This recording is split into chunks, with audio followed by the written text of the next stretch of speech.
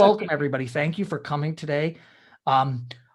This lecture is special. In fact, we're going to be doing a series of 2 lectures in honor of 2 amazing women who've given a lot of their time to Coronado Historic Site and who are being honored this year. Well, being honored this year, but having received, in one case, received the award the year before, but because of COVID, we were not able to honor this individual. And those 2 individuals we're honoring this year as part of the Archaeological Society of New Mexico are Patricia Harris and Barbara Williams. In addition to being the manager, regional manager of Coronado and Jemez Historic Site, a loving father to my 3 children. I hope that's an important role I have. An avid historian and archaeologist. I'm also the president of the Archaeological Society of New Mexico. And the mission of the Archaeological Society of New Mexico is to continue to promote archaeology throughout the state of New Mexico.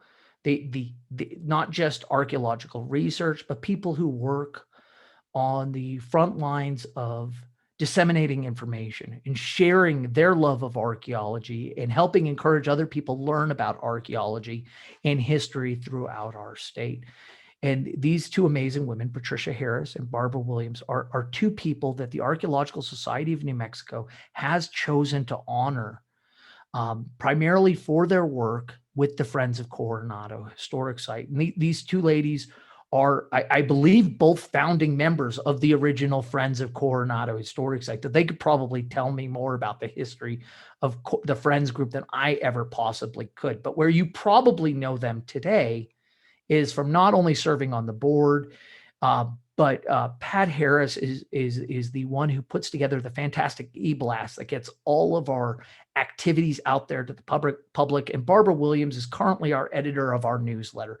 So these are the 2 people that champion this cause more than anyone. They make sure that people know there's stuff to do out there and opportunities to go see and explore our historic sites. They're also, from my perspective, our biggest cheerleaders about all the amazing things we're doing at the sites. And I couldn't thank them enough for all that they do. And when the Archaeological Society of New Mexico, even though I'm the president, I didn't handpick them out of a hat for receiving these awards. They received these nominations from the Friends group, from the people on this call today, and were voted by the trustees to receive this award. And I think it's well due for both of them. And first of all, let's give them, I know you're all silenced here, but please join me, even if it's through the camera, with a big round of applause for thanking them for all that they do. Now, that being said, I wasn't going to give any more talks this spring, but we've been behind at Coronado Historic Site. Opening up has been hard on us. We're still short-staffed, but it was getting to be April and people like having talks to go to. And I thought, well, I will give a couple more talks, but I said, if I'm going to do them, I want to do them in honor of these 2 amazing people. And so I sent it to them and I asked them if it was okay, first of all, if I gave a talk in their honor, but then also I told them they had to pick the talk that determined what we all learned about for that time period. So I gave them some ideas and they both chose very, very different topics. So if these 2 talks appear a little disjointed, that's okay. They were both met by their own personalities. And because everybody's on mute, I'm not going to ask Pat to tell you why she chose this talk, but I will paraphrase a little bit. I sent them a list of talks that I hadn't given to the Friends group. And Pat said she rode horses when she was younger and that she had loved them and she loved the history of New Mexico. And so we are starting with a talk today on Spanish light horsemen traditions or light cavalry traditions in the American Southwest and elsewhere. And this talk has actually been something that's been on my to-do list to make this presentation since we bought the Adarga shield for the display, I think 2 years ago now. So if you seem to think, God, this talk kind of takes a left turn and talks about Adarga shields for like 3 slides, and he really focuses on those things. Why did he do that? Well, that's because that's what this originally was born out of. So there's actually an item in the display that this talk is specifically focused in on. And this lecture actually is going to tie into a whole bunch of different lectures we've already had as a group over this last year of COVID. But the title of this presentation is From Jinete to Soldado de Cuera, AD 711 to 1848. And if you guys don't know, I hope everybody here probably knows who Zorro is. I'm not going to talk about Zorro, but if you get the idea of Zorro in your head, you probably have a good idea where I'm going with this lecture. Spanish light cavalry and their kind of penultimate form that you see here, which were pretty much the dominant light cavalry throughout much of Europe from the medieval to early modern periods. These guys were, in essence, the stuff of legends. And it's not surprising that the comic of Zorro and the movies of Zorro are kind of pitched and located in the last era of this Spanish horse tradition, light horse tradition. These men, and they were men. In this case, I don't know of any women who served in this capacity, but there may have been. Were pivotal to both the reconquest of the Iberian Peninsula during the medieval period and the colonization of the New World. And so today we're gonna talk about a couple points associated with these people. We're gonna follow the development of Spanish light cavalry from the Islamic conquest to the Mexican-American War. And really, because we are New Mexico, part of New Mexico Historic Sites, and we are the Coronado Historic Sites, or the Friends of Coronado and Jemez Historic Sites, we're going to be focused on these individuals in the province of New Mexico during the 17th and 18th centuries. And really what I want to do is put this in a historic context for you. So how we get to these guys being the penultimate warriors in the province of New Mexico during the late 1700s. And to do that, we have to start with about 1,000 years earlier, with the Umayyad invasion of the Iberian Peninsula. In 711, an army primarily consisting of North African Berbers invaded the Iberian Peninsula. Up until that point, since the slow collapse of the Roman Empire, the Iberian Peninsula had been ruled by Goths. These are the Western Goths, or the Visigoths, that moved west after sacking Rome under Alaric. And if you know anything about my family, Alaric is also my youngest son. So after the Goths formed under Alaric and sacked Rome, they journeyed to Spain, and that's where his name comes from, is from this German conqueror, this Gothic conqueror. But these Visigoths, which established their own kingdoms in the Iberian Peninsula, ultimately lost to this Berber invasion at the Battle of Guadalete in 711. And ultimately, this battle, even though the battle itself did not end the conflict between the Goths and the Berbers, it ultimately led to the Islamic conquest of much of the Iberian Peninsula. And here we see a modern day drawing showing what a Visigothic light horseman looked like versus a Berber, somewhat stylized, but you'll notice his shield right off the top, because we're going to be coming to that shield in a little bit. That strange oval shaped, two ovals kind of combined together shield, which is known as an Adarga. The Berbers that came to Islamic Spain, and it wasn't mostly Arabs, it was Berbers. Berbers as a term is really a catch-all. The Berbers were a group of people that originated in North and West Africa. In fact, the thing that if you look at North African art and you see that kind of vivid blue color, I call it a azure, but I'm partially colorblind, so bear with me if somebody goes, "Oh no, that's really a so-and-so blue." It can be whatever blue you think it is. But if you ever see that distinct blue color, you're probably looking at Berber peoples, not Arabs. And Berber was like a catch-all term, just like German was, right? The Goths were German, but the Lombards were also German. The Franks were German, right? There's many different German groups. Well, there are many different Berber groups. In antiquity, in late antiquity, in that time period, we discussed many lectures ago in the fall. In late antiquity, these groups of Berbers included the Mori, the Numidians, and the Gaetalians. And it's from the Mori that we get the name Moors. So when we talk about the Moors in Spain or the Moors in Africa, what we're really talking about is Berber peoples that had converted to Islam and that under Islam had conquered the Iberian Peninsula. These Berbers were viewed as providing, by earlier Roman sources, these Berbers were viewed as providing the very best light horsemen you could possibly get. These guys, they had javelins and swords and sometimes slings and lances, and they were just ideal for scouting, raiding, skirmishing, and routing a fleeing enemy. And in fact, many of these people were employed by various Latin-speaking groups in North Africa and elsewhere for these roles. They were very good at these kind of things. And these Berbers had a distinctive shield. And in Arabic, the word for shield is al-daraka, and I'm probably daraka, I'm sure I'm pronouncing that wrong. So bear with me. Arabic is not a language I am very familiar with.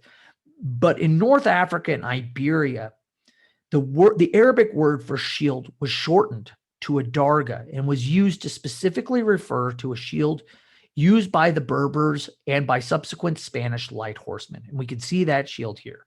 So Berber shields became known as adarga, and they followed this distinctive pattern that you see here. They're leather shields. They're usually look like they're heart-shaped, though they can be circular. They're made of overlapping layers of animal leather, and they were used by both sides. Here we can see a historic example of an adarga. As it was built, you'll notice the pieces are sewn together of leather, either sewn together or tacked together along the edges and on the interior to keep the levels. And really what these shields were is because they weren't made of metal, they were extraordinarily light and were very effective against the Berber methods of war. The Berbers typically used reed-made arrows and javelins. They would throw javelins, and these shields were kind of ideal for blocking these kind of projectiles. Now, as the Gothic peoples of Spain that would eventually, these Gothic/Latin peoples, I should be clear, I say Latin kingdoms, but these are like the last holdovers of the Goths. They're these Latin peoples of the Iberian Peninsula. The few Christian peoples left were a mix of Gothic peoples, of Latin peoples associated with Roman times, with pre-Roman Hispanic peoples, and also Celtic peoples that had lived in northern Spain. In fact, it's probably strange to think of this, but the Celtic peoples in Spain are actually very closely related to the Irish linguistically. In fact, the Irish are closer linguistically to the Celtic peoples in Spain than they are to the Celtic peoples in France or in Wales, even though Wales is much closer to Ireland. But these Latin kingdoms, which there were many of them, right? And some of them you probably know. Some of the more familiar names are Aragon, Asturias, Castile, Leon, Navarre, and Portugal would all copy many of these Islamic battle tactics. So here we have an idealized image of the Latin kingdoms fighting the Moors in the early medieval or high Middle Ages here. And you can see the Moors are retreating, and distinctively you can see that they have their adarga shields raised as the knights chase them back. These men that use these adarga shields became known as Jinete, and the word Jinete actually comes from a name for the Berbers. There was a group of Berbers at the time known as the Zenata, and it's from these that you get the word Jinete. And many of the Latin kingdoms, even though they look here like they're all armored like medieval knights, started to copy this form of warfare, this light horse tradition that the Berbers were famous for. They started to incorporate it into their own armies. The Jinete was a cost-efficient alternative to the medieval knight. And it allowed the Latin armies of the Iberian Peninsula, these Iberian kingdoms were incredibly poor, to raise considerable forces to oppose the Islamic kingdoms. And it wasn't just the Latin kingdoms themselves that built these forces. The crusading orders, such as the Knights of St. James, also employed large numbers of these light horsemen. And many of these early light horsemen were actually Moriscos, or Muslims that converted to Christianity during the Reconquista. So as these Latin armies became successful and portions of the Iberian Peninsula were brought back under Christian rule, many of the Muslims that stayed behind became these light horse fighting soldiers on the frontier. These styles came to define these Jinete horsemen, who you can see here fighting at a battle we'll talk about in the next slide, became very skilled horse riders. They emphasized sword fighting, and they came to define almost the Iberian military tradition of the medieval period. In fact, today, when people tend to think of Spanish traditions, a lot of times they think of horsemen, skill with a horse or skill with a sword, right? Whether it's Zorro or whether it's watching the 1980s movie The Princess Bride, the guy who is best with a sword is usually of Spanish descent, right? Those are things we link, and it all comes out of this fighting tradition. By 1485, at the heart of the near the end of the Reconquista, Castile had as many as 10,000 Jinetes in their service for the reconquest of Granada. So these guys made up a very, very, very large portion of the army. And in fact, battles usually started between the skirmishes. This battle we can see here, as depicted, battles actually started between the Christian and Muslim forces with a skirmish of opposing light horse. So you can see in this picture here, the Spanish army stands behind as these horsemen kind of engage in battle with each other. In some cases, one-to-one battle with each other. And in fact, you'll notice that in some cases, as you watch them, you'll see that many of their shields, some of them are round, but some of them are those heart-shaped or ovaloid shaped shields of the Adarga. Even the round shields are Adarga. I just want to make that clear. But you can actually see the standard, what we think of an Adarga today, being employed on that battlefield. In fact, perhaps the biggest of these light horse battles is in the one depicted in these images I'm showing right now, is the Battle of La Higueruela. This was a battle in 1531 as part of the Spanish Reconquista. It was a battle between the armies of Castile and Granada.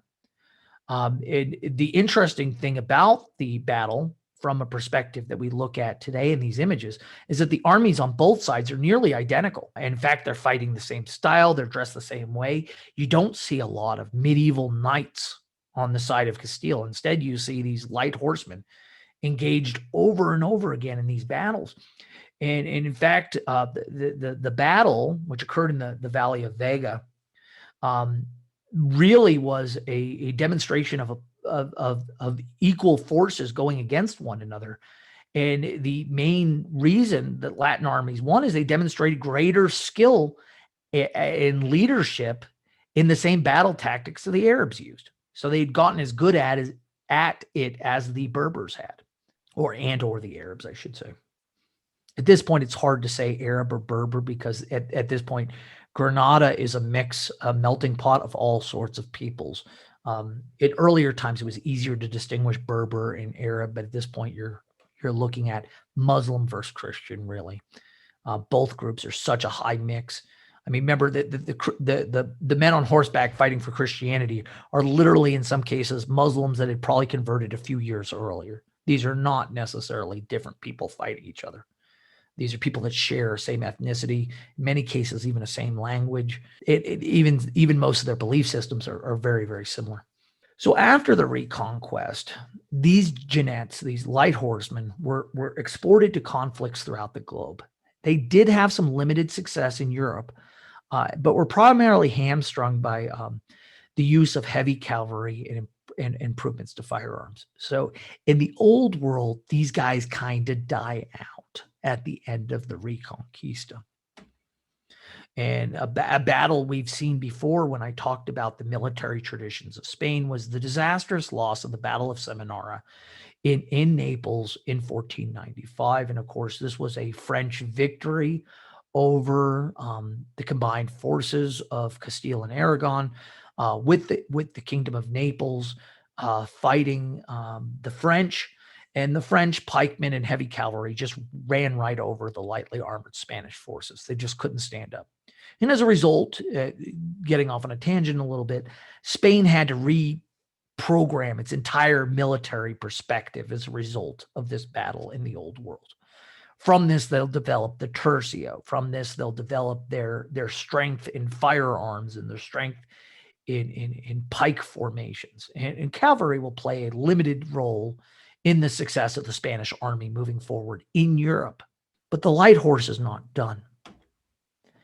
Jinetes find a new purpose in the colonial expansion of Portugal and Spain throughout the New World, and in Africa. I should say that as well, though I obviously focus on these folks in the New World. I think you could make an argument that certainly these men had a role to play both in the colonization of Africa and in the colonization of Asia, specifically probably the Philippines and the failed colonization effort in Cambodia.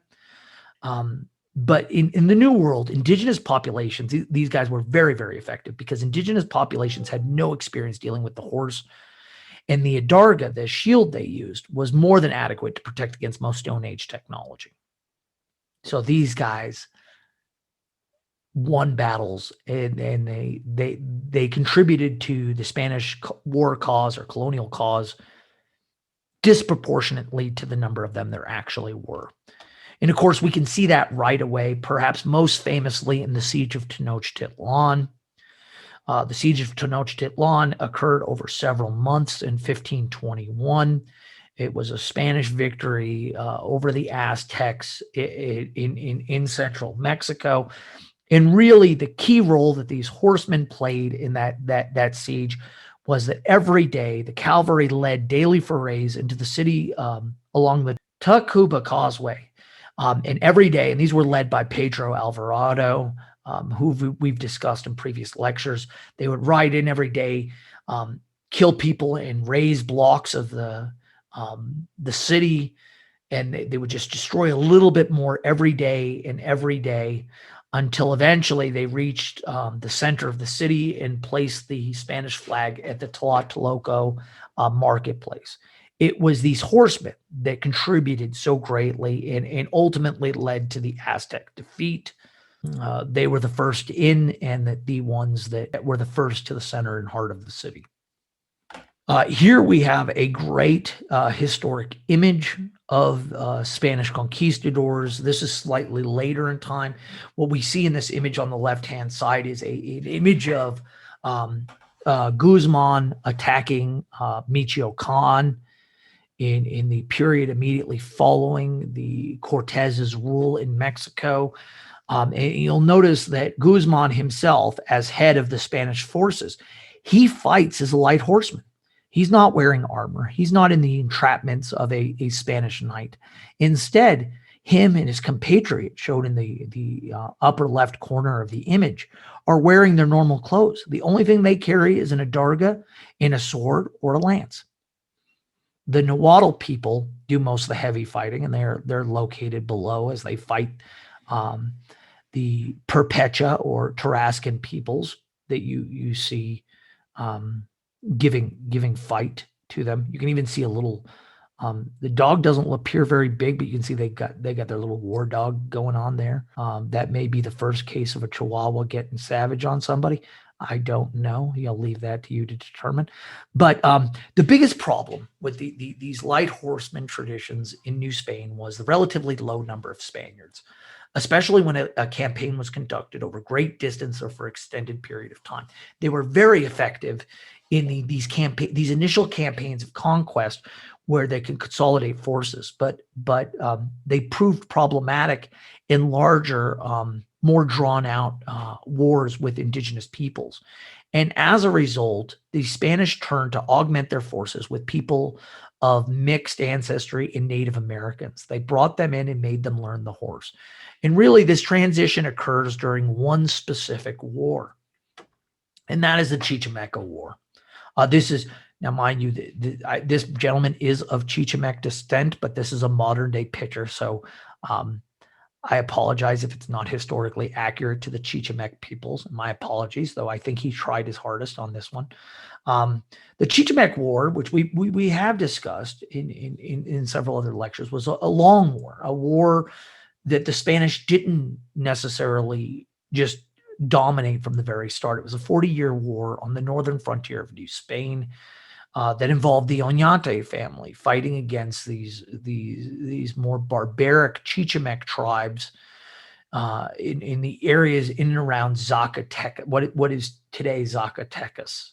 The Chichimeca tribes fought a guerrilla conflict using hit-and-run tactics, largely against other indigenous peoples, the Perpetua and Tlaxcalan settlers that had been brought into the area. These Perpetua are the same people that you saw in that earlier slide that are being conquered by Guzman.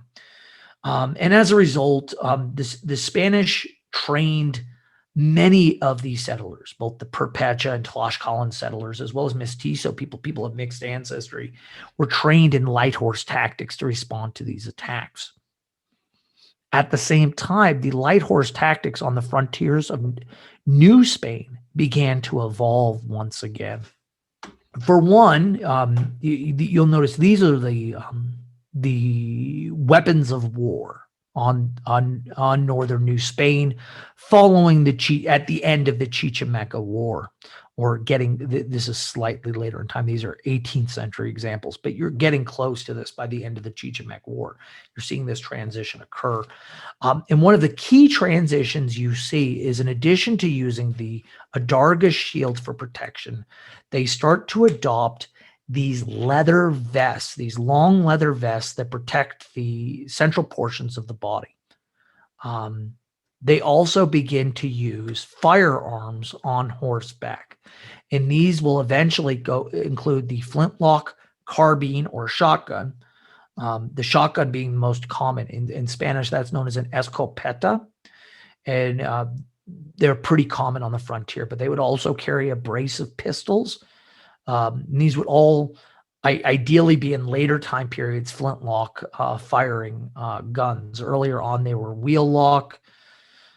They usually did not use matchlocks on horseback, but occasionally they did. They were also armed with a short sword, or an espada ancha, which you can see that sword here, and a lance, and the traditional Adarga shield. In this case, the Adarga shield's quite small, but you'll notice the Adarga has the emblem of the coat of arms for the Kingdom of Spain.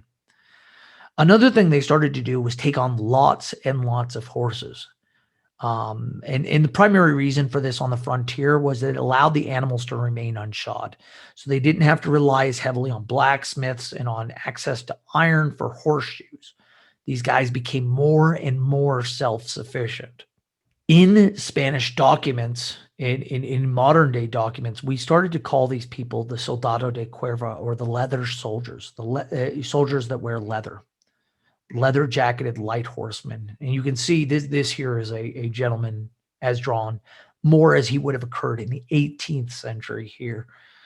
Interestingly enough, even though we tend to focus on the leather jackets, especially from an American perspective, the most iconic thing for indigenous people that appears more and more, and we'll actually see this in some rock art a little later in New Mexico, is the wide-brimmed hat.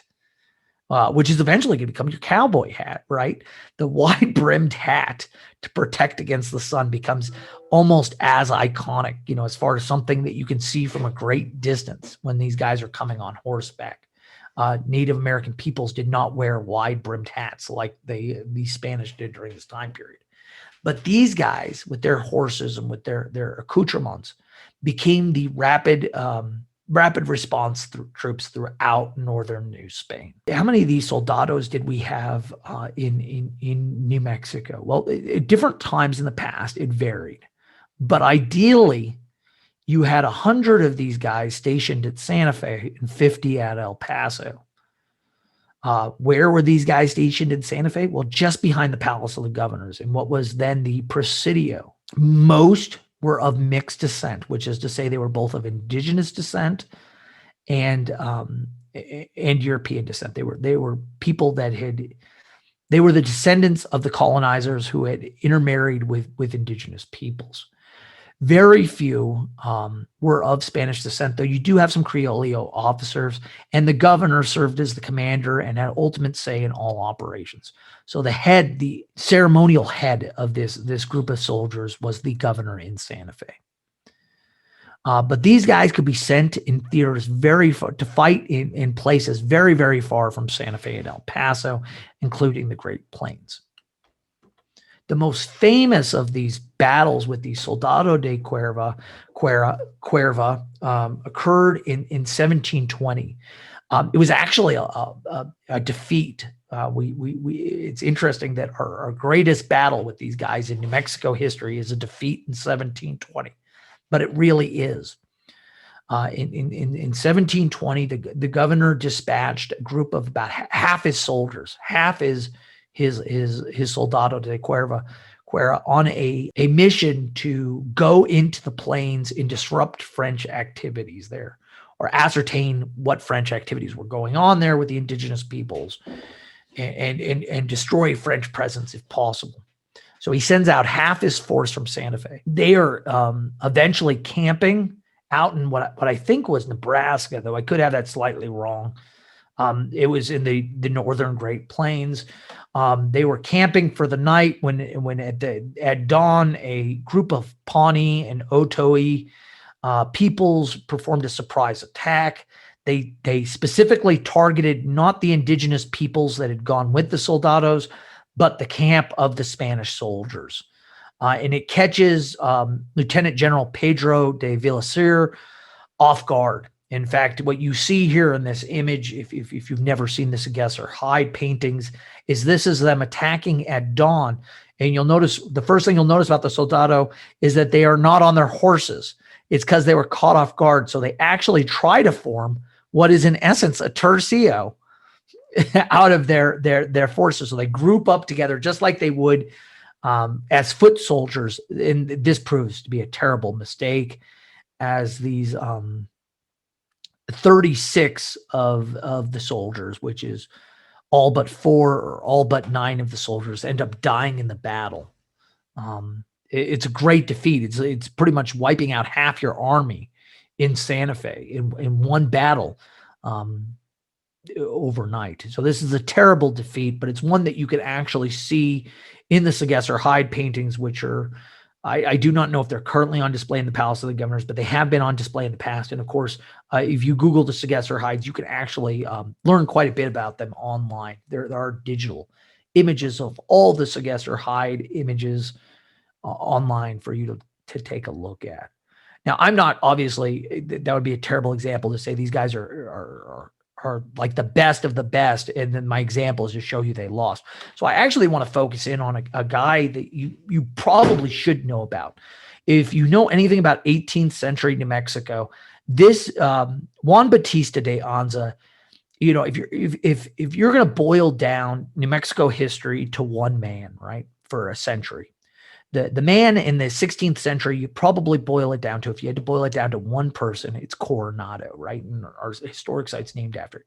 In the 17th century, if you had to boil it down to one person, it would probably be Diego de Vargas, who came up with the Reconquista and was able to reconquer the state and put it on the province and put it on the direction of a successful colony. In the 18th century, if you had to choose one guy to be that guy that defines New Mexico history for better or worse, it's probably Juan Bautista de Anza. Juan Bautista de Anza was many things to many people. And if I was telling a story about California history, it'd be a completely different narrative for this gentleman. Or if I was giving a talk in northern Mexico, it'd be a completely different narrative. But what you need to know for this talk is that he was New Mexico's governor from 1778 to 1788. When he came into control of New Mexico was not doing well.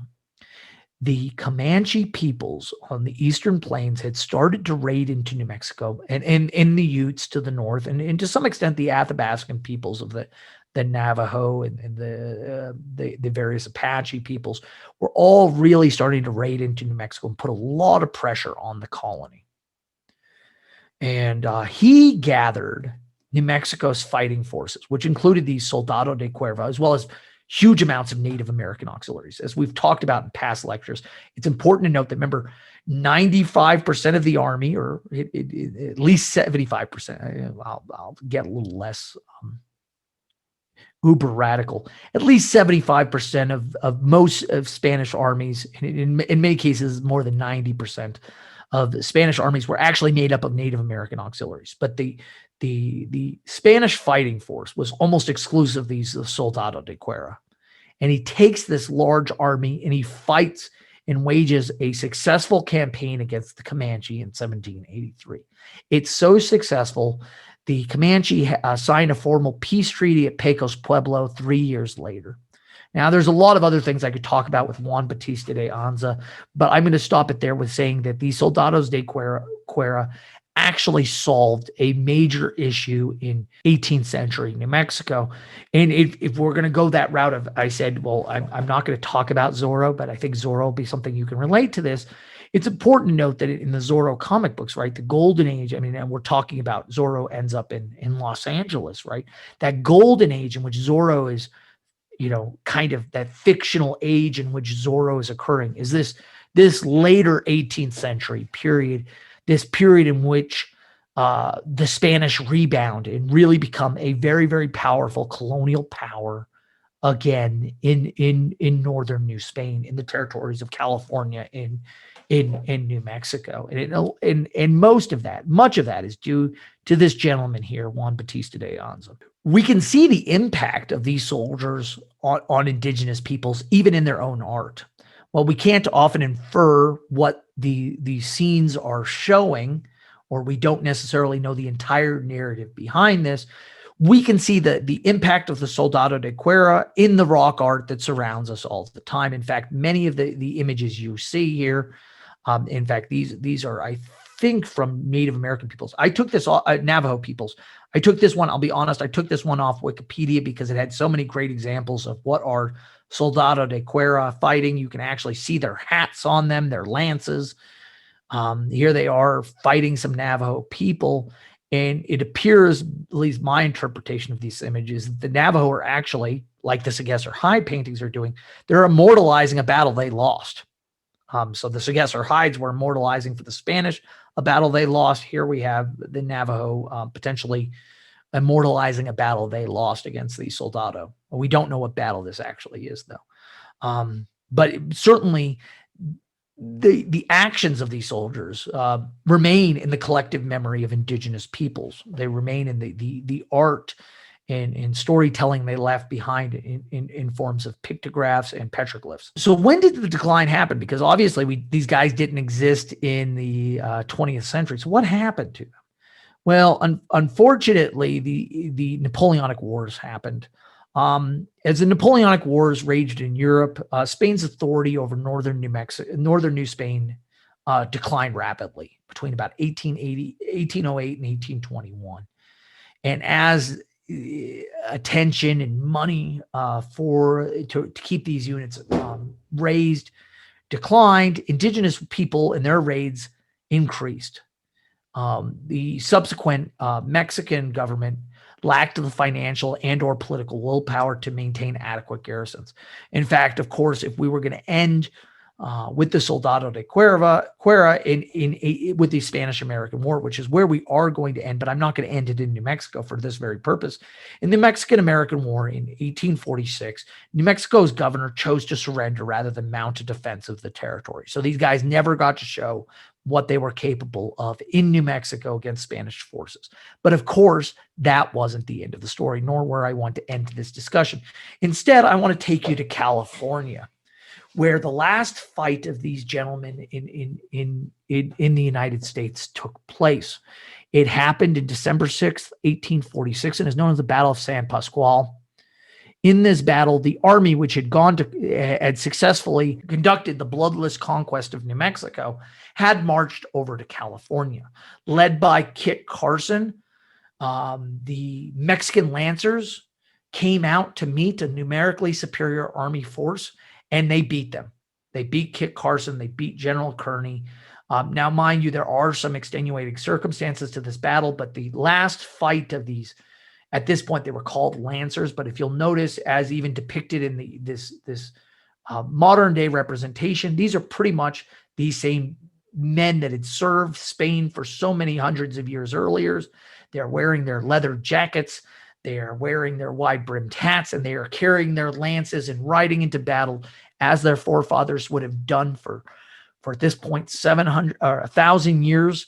And they beat the U.S. Army. They beat the dragoons, whose ammo, the excuse is given that their ammo was wet, so they weren't able to fire their guns, but they also had no experience really fighting with lances or fighting on horseback the way these gentlemen were, and they beat them. It didn't stop the conquest, and Mexico would go on to lose the Mexican-American War. But it's important to note that the last fight of the Soldado de Cuera, as it were, was a success, and they represented themselves well, even in a environment in which they were outnumbered.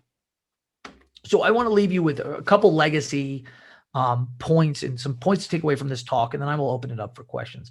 First of all, to start with, it's important to know that the Spanish Light Cavalry has a long and distinguished history that begins with the Islamic conquest of the Iberian Peninsula. So our story begins not with Latin peoples, but with Berber peoples bringing their traditions into the Iberian Peninsula. The Jinete, and I'm sorry if I butchered that word throughout this presentation, was pivotal, both as a skirmisher and as a low-cost alternative to the medieval knight and the Christian Reconquista of the Iberian Peninsula. So they couldn't have done it without these guys. With the colonization of the New World, these guys had to adapt. And they did. And this led to eventually what we know today as the Soldado de Cuera. We see some stylized versions of these gentlemen here on the left-hand side. In New Mexico and elsewhere, these soldiers played pivotal roles in every major campaign and left a lasting impression on their adversaries. As always, I'm gonna open it up for questions, but as you can always email me to learn more about these people. You can come in and see our replica Adarga shield in the visitor center at Coronado Historic Site. We're open Thursday through Sunday right now. There were a lot of skulls in that one image too, around the Spaniards. And yeah, that one's existed for a while. I've seen that. I think what the idea the artist was trying to do in that one where they're attacking the Tacuba Causeway is, I think what they're trying to say is, the Aztecs set up these stacks of human skulls, and what they did is the Spanish would come and destroy these things as pagan symbols. So I think the artist there was really was, and I can't say accurately because that is a time period I'm more familiar with. I think the artist was trying to depict something that had a basis in the history of the attacks. I'm just not sure if that earlier Berber one is accurate. Maybe they did. Maybe they just went around with Visigothic skulls all over their horses as an intimidate. But you got to remember, at this point, the Berbers are nominally Muslim. They really shouldn't be doing anything strange that isn't, excuse my choice of words, kosher with the Muslim imams. It really shouldn't be doing that. But I don't know, to tell you the truth, how accurate that is. But I think in the case of the Aztecs, I think they were trying to go for a little bit more. There's a little more justification why that could happen. Ron Garcia asks, in many images of Santiago Matamoros are decapitated heads of Moors. Yeah, I am aware of. So maybe that's the artist's way of reflecting it back and saying Muslim people were doing the same thing Christian peoples were doing. I think there's always, though, and I've always been concerned about this in the past, and this is, though I guess this is my platform to speak out on it. I think sometimes the Spanish and Islamic populations of the Iberian Peninsula, not the Spanish, the Christian and Islamic populations, because they're all the same peoples for the most part at this point. They're all a mixture of all these different peoples. But whichever sides fell on the Christian side, and whichever sides fell on the Islamic side, I think they both did horrible things to one another in their own version of what God would have wanted and justified it. But I think there's also nowadays a retcon of history to really take the images. So for example, when you see that medieval image, and on one side you see all these Western guys and European guys in full chainmail and armor, and then all the Moors look completely different. There's kind of a relook that those images, which were drawn by Christian officials, people nowadays look at that and go, there was a very stark difference between the two groups, and there really wasn't. That if we were to actually look at the archaeological remnants of both groups and even the social interactions, even their own kingdoms, their own operating strategies, both militaristically, both politically, there was very little difference between those two groups. And I don't think it was as radical as you think. The idea of a blonde-haired, blue-eyed Spaniard fighting off against a very, very dark-skinned Moorish or even African person might have a great deal of, and certainly there were those cases, but most people were probably more of a mix. Like many Spaniards today, they probably all had dark hair, and many of them probably had brown eyes. But there were people on both sides of the fight that looked almost identical to one another, and probably even had shared ancestors between the two of them. So I think those are things that I think sometimes get overstated nowadays. And it's very easy because you want that clear. It's much easier for the public, even the public back then, to understand a difference when you draw them completely different, even though those differences may not be as true as you might hope they are. When you were talking about the shield, there's a hard leather. It's not even leather. It's like a uncured leather shield that has markings and stuff on it. I thought that was more of what the indigenous people used as a shield that's in the museum, but the pictures that you showed of the Moorish shield looks very different. So the shield we have in the visitor center is a Moorish design. Okay. And in fact, I ought to be clear, Pueblo shields are actually fairly similar. And the reason they're fairly similar is because that kind of technology works really well against Stone Age technology. So you're getting these two cultural traditions, just like they both had adobe, right? They both had adobe, but Spanish adobe comes from a very, very different tradition than Pueblo adobe does. Same thing with the shields. The Spanish had a leather shield known as an Adarga, and the Pueblo shield, they look pretty similar to the outside world, but they're very, very different things. In fact, the Adarga traditionally is made with antelope hides. Animals that we don't have in the American Southwest. I know we call a pronghorn an antelope. Pronghorn is not really an antelope. Real antelope, and to make things worse, we have Namibian oryx in our state nowadays, but that is not real, right? It's real, but it's not necessary, because they loved oryx. That was the strange thing, is they actually loved oryx hide for making the damn shields early on.